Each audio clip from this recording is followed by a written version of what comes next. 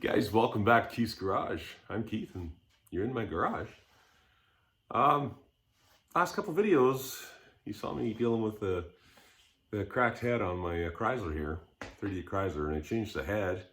And the car's been running great. But there's just been something that's just, something's not right. Something's just not right. We've seen a lot of hot weather. It's been 30, 40 degrees Celsius around here last couple of weeks. And, it's I expect it to run warmer than usual, but it's been running warm and acting weird. Something's just not right. So I wanted to dig in, and what did I do? Did I forget something in there? Did I not put something together right? It's kind of, it's just been nagging at me. It's kind of like that old story about the princess and the pea. She can't sleep in her bed at night because there's a little pea under the mattress. I don't know, they had like 10 mattresses stacked up and she couldn't sleep because there was a pea under the mattress. So this car's kind of like that to me. It's something picking at my brain. I got to get in there. So let's see what's going on, see what we can find. All right, we're going back in to the water neck here because I have a suspicion there's something in there.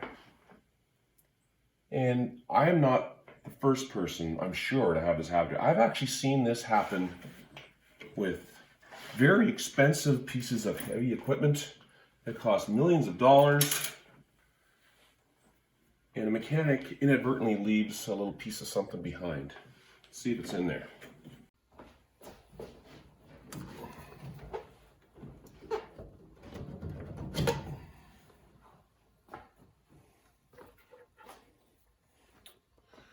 Well, a little bit of something there stuck in my thermostat. We should also point out that the thermostat is installed incorrectly upside down.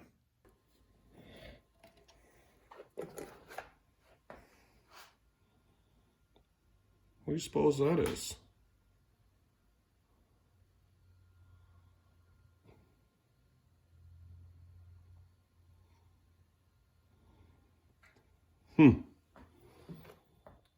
So that was keeping my thermostat open, I guess. Maybe it wasn't opening, but it was hot. Something was up.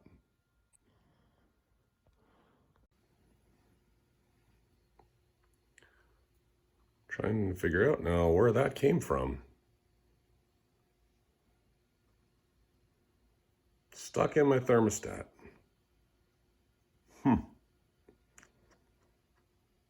I gotta think about that for a minute. So I've been scratching my head, wondering what this little piece of threaded steel is from. And I've been through this engine, not this one, but the engine in my Plymouth. It's the same engine. And I don't remember seeing a piece of threaded steel like this. So I'm scratching my head going, where'd this come from, right? The car's been fine. It's been running warmer than it should. It's been warm, but the thermometer's acting funky. So I got to thinking, and the first time I went in to try and repair the leak on my cylinder head, which I thought I could do, the first attempt, when I went to take this water neck off, this little piece here, it's a bypass tube for the water pump, the pipe snapped off on me and it broke off. It's just corrosion. I had a pipe wrench on there and I was turning it and it snapped. No big deal. I went to my parts stash and I found another 90. And I used it. I put it together and it's been good, right? Now, I thought the threads were stuck in here, but I think this piece of little threaded steel that I found on my thermostat is a piece of this water neck pipe that broke off. I think it's been floating around my block and it finally worked its way up through to my thermostat. It got stuck in my thermostat and it wasn't able to open all the way. Look at this. This thread here is identical. There's a piece missing off of here. And it sure looks like this would go there. So I'm pretty sure we solved that mystery of what was going on with my thermostat and my heating problem.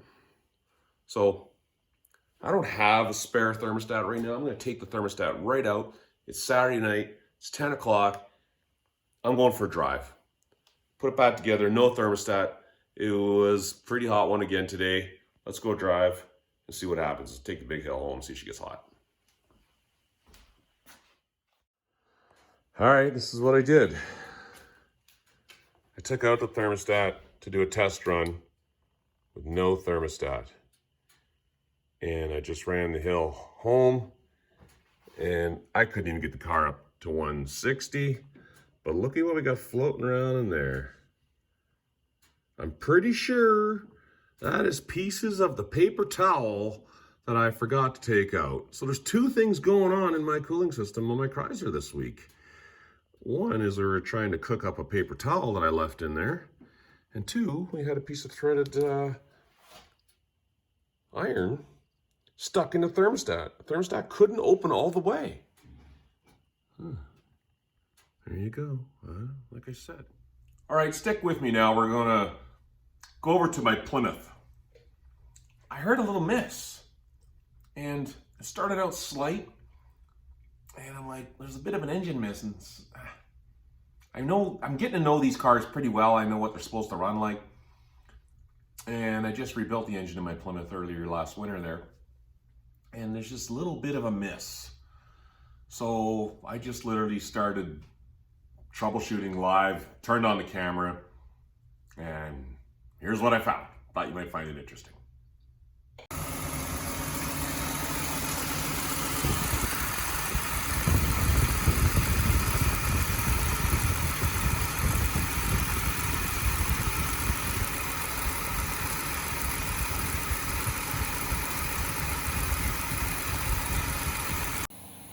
Something is definitely going on there.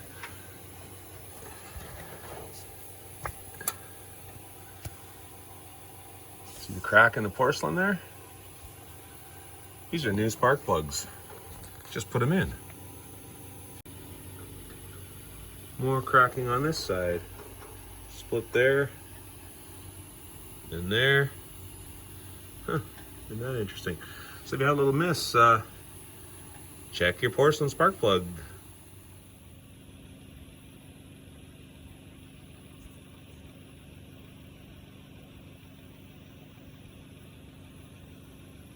Well, I don't know what causes that, but I got a spare here, so I'll put it in. I just noticed it was a little rough. Let's put the spare one in, go back driving again.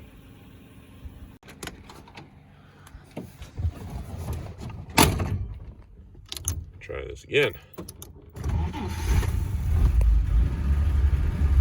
Much better. Much better. You know, I guess just had a couple of weird things going on. Some of it was self-induced.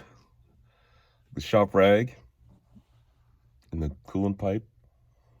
No damage. Pushed it through. And then that weird miss.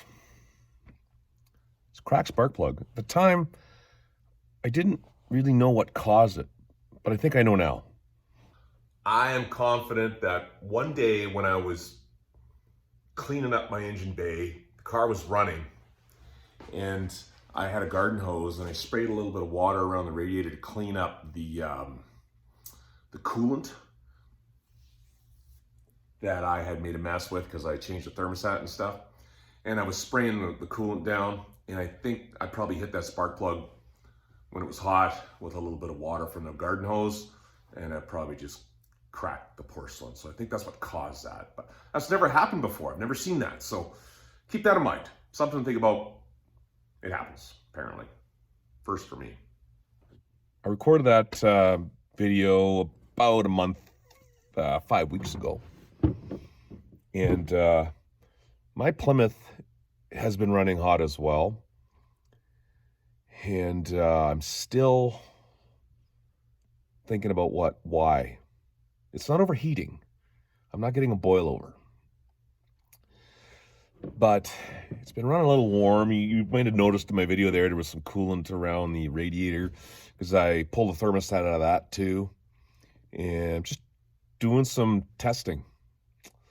Running the car with thermostat, without a thermostat, trying to track down what it may be causing it to run a little warm. Ambient air temperature definitely is a factor, but there's more work to do before we just start bolting on electric fans and adding shrouds and all these things and troubleshooting. So there you go. That's what I've been doing the last couple of weeks. I've been away, been out of town, went to Alaska recently. Shout out to anybody in Alaska watching Keith's Garage. Thank you. Lovely state. Went up there on a cruise ship and really fell in love with Sitka.